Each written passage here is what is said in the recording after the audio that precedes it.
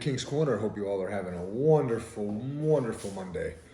Uh, I wish I could say the same, but as you know, my team sadly lost to the Washington football team. Oof, that was hard to watch, but seeing the Cowboys lose last night actually softened the blow a little bit. But I'm going to be talking about that later on in the show.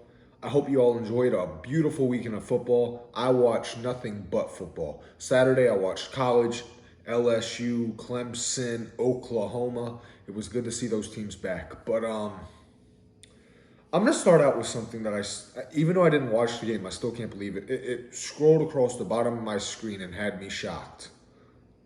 The Clippers lost to the Nuggets in Game 6. Yowie. Hello? I keep getting told Kawhi Leonard's the best player in basketball. Kawhi Leonard's the best get a bucket guy in the league. What? If he's that guy, you don't blow back-to-back games of a 16 or more lead. I don't know, but Kawhi's disappeared twice. I don't want to hear he had 13 points in the fourth quarter. If you're that guy, you don't lose that game. LeBron James wouldn't lose that game. But let me let me not do that because that's disrespectful to LeBron. Giannis wouldn't have lost that game. And I'm really harsh on Giannis, but I know Giannis wouldn't have let that happen because Giannis has yet to let that happen. When's Giannis the best? When he has a lead. Giannis never lets them back in the game. Kawhi and the Clippers continuously, this postseason, keep allowing teams back into games. And you want to say they're going to beat the Lakers? The Lakers have only lost 2 postseason games this entire postseason. The Clippers have lost 5. And if they lose a 6th, they're probably out of the playoffs. Now, it depends on when they lose the 6th. Is it game 1 against the Lakers? Or is it game 7 against the Nuggets? Because those are 2 totally different stories. If he loses game 7 against the Nuggets, him and this Clipper squad won't ever live it down. But you know who won't live it down the most? Doc Rivers. In the 90-year history of the NBA/ABA, only 12 teams have ever came back from a 3-1 deficit.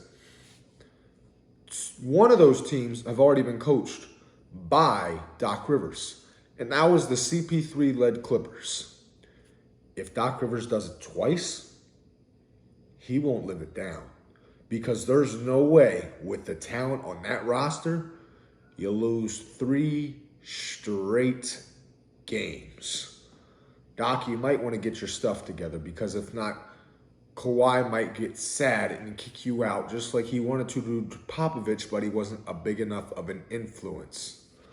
I'm sorry, but I'm shocked. I don't know how they go to Game 7. I don't know how they don't win Game 6. I mean, that loss and the Cowboys loss later on in the night really helped me sleep at night. I wasn't as mad as if I would have been if they both won.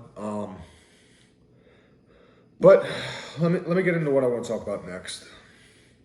The NFC East, please, that's the NFC Least. I got to start with it. I represent these colors. I bleed these colors, but what was on the field yesterday was nothing but atrocious. And anybody that knows me knows I love Carson Wentz. He's my favorite player. He's all over my room. If I want to play like any quarterback, if I had the potential to be, I would love to play like Carson Wentz. But that was until yesterday. Don't get me wrong, I still love Carson Wentz. But what he did yesterday was inexcusable. Please, year 5 and you're still making those silly mistakes? Get out of here. I mean, if you want to look at, I like QBR a lot. You look at who was first in QBR, Lamar Jackson. What a surprise. But you know who was last in QBR after yesterday? Carson, walk it to him, Wentz, with a 14. But I can't sit here and blame him for all of it. He gets 90% of it, but he doesn't get all of it. There's 2 other places that need the blame. Doug Peterson. You guys are up 17-0. You are front running now. All you have to do is run the ball and end the game. But what do? A minute and 30 seconds left in the first half. You're up 17-0, you got the ball. Run the ball, go into halftime. You, out of all people, you won a Super Bowl. I expect you to know this. But no, you try a 2-minute drill in an unnecessary time. And then you call a bogus deep pass that got an interception out of it. And I know Wentz probably could have put that ball out more. But if that was Alshon Jeffrey, he would have gotten the ball to at least be incomplete. I don't know why you would make that play call, Doug Peterson. But I hope you woke up this morning and you watched that game film and you just shook your head and said, I got to be better. There is no way when you're up 17-0, you have thrown the ball 42 times and only ran 17. You don't win like that. It's like you went from year 5 back to year 1. Like, what? It was literally like it was rookie Peterson and rookie Wentz all over again. And it was a tale of two halves. I mean, let me just start out with this. The Eagles, first 28 minutes of the game, I was like, wow, they look like 2017, but better. I was pumped. I wasn't talking any trash to anybody. But if the Eagles kept playing like that, I was. And I can't put any of the blame on the defense. The defense played great. When the football team started on their own territory, they didn't make it. They didn't even get in the field goal range. Wentz in the offense kept putting them in bad places that got the Washington football team to only have to drive. Their longest scoring drive was only 48 yards. That's inexcusable for the offense. And Doug Peterson, another thing I just got to ask you about. Why was Matt Pryor not in the game? I can't even pronounce the right guard you had in the game. Nate Herberg? How do you pronounce it? And I don't want to know how to pronounce it. The guy's garbage. I don't know why he was in that right guard. He looked lost. He looked confused. Why was he in the game? Matt Pryor last season at right guard arguably replaced Brandon Brooks the best we could have asked him to. And you're going to take him out for a guy named Nate Herberg? And right tackle, please. Jake Driscoll, you played amazing while you were in there. Wentz wasn't in a lot of pressure from his right tackle spot when Driscoll was in there. But he went down with cramps, and then we put in Jordan Mailata.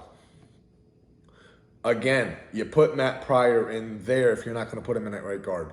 And I know Pryor has never played right tackle, but he's played offensive line. He knows how to play offensive line. But you know who doesn't know how to play offensive line at the NFL level? Jordan Mailata. Heck, Jordan Mailata has never played offensive line in his life. In his life. In a game-time situation. You know what he has played in a game-time situation? Rugby. Wow. I want a rugby player being my right tackle.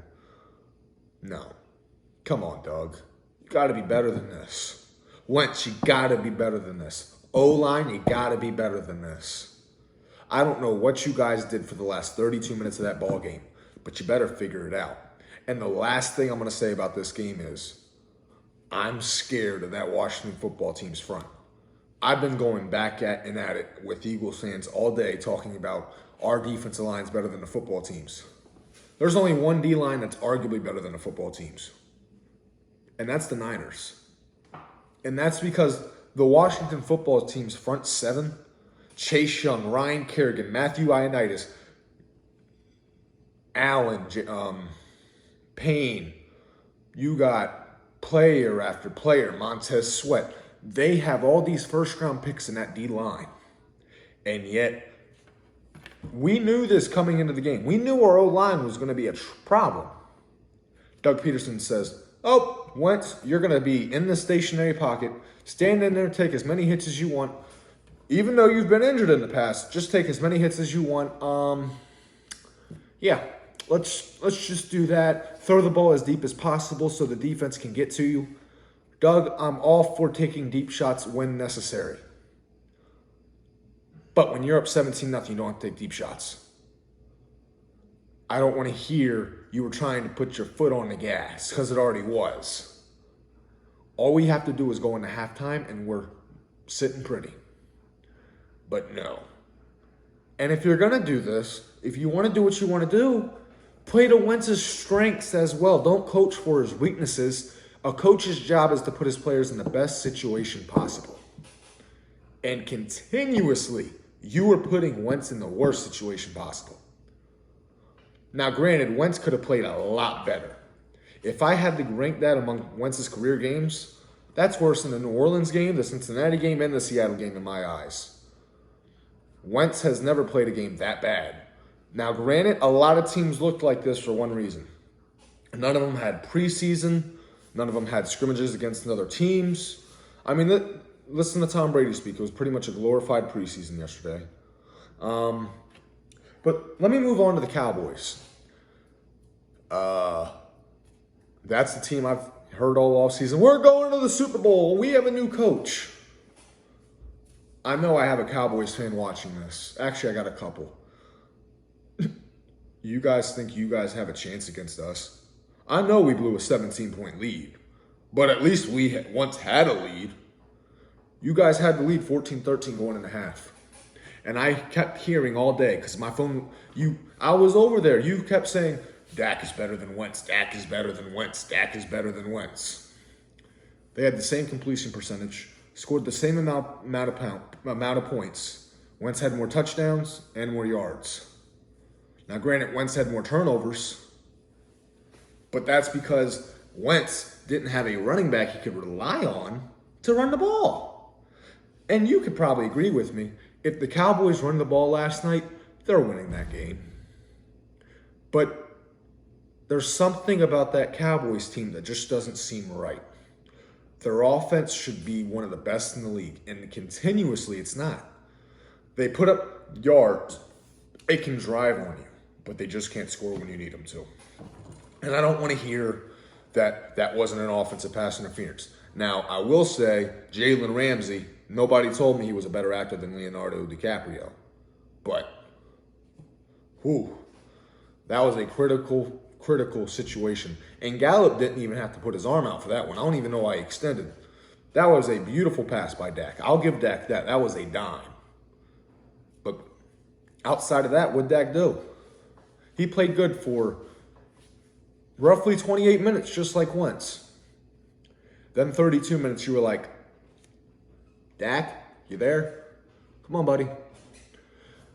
And if the Giants win tonight, that means this is going to be the first time in a while the Eagles and the Cowboys are not first or second place in the division since 2016. Think about that. I didn't think I'd say that for a while, but it's 2020. I want to move on to the three teams that impressed me the most this past week. Now, I know Monday night hasn't happened yet, but I'm just talking about the teams we have seen played. I want to start out with, you already heard, I'm not going to talk about one of the three teams, Kansas City. You already heard what I had to say about them on Saturday. Wow. But I want to talk about Green Bay. And if they play like that every single week, my prediction might have to be updated because their record's going up. So we all know Aaron Rodgers, great quarterback, one of the greatest of all time. But you know, before yesterday, how many opening days Aaron Rodgers has ever thrown 4 touchdowns? Crickets. None. Until yesterday. And wow, was he amazing. I watched some of that game, and Aaron Rodgers looked like Aaron Rodgers of old. So all the rumors I've been hearing, it's Aaron Rodgers' demise year. Aaron Rodgers this, Aaron Rodgers that. Aaron Rodgers is back. And I'm not trying to overreact because it probably sounds like I am. But I'm just reacting to yesterday. And he looked back, and he looked deadlier and hungrier for the first time since 2016. Wow, did he look good. And the last team, you guys already know what I'm going to say. Baltimore. They scare me. Jackson looked more accurate, more precise. He knew what the defense was doing. He was running. They have a receiving and a tight end core. Their running backs were running good. Their defense actually looked better without Earl Thomas than it did with. I mean, wow. If they play like that, they might go 16-0 because they look hungry. They look angry. They look ferocious. They're the last team I want to go against.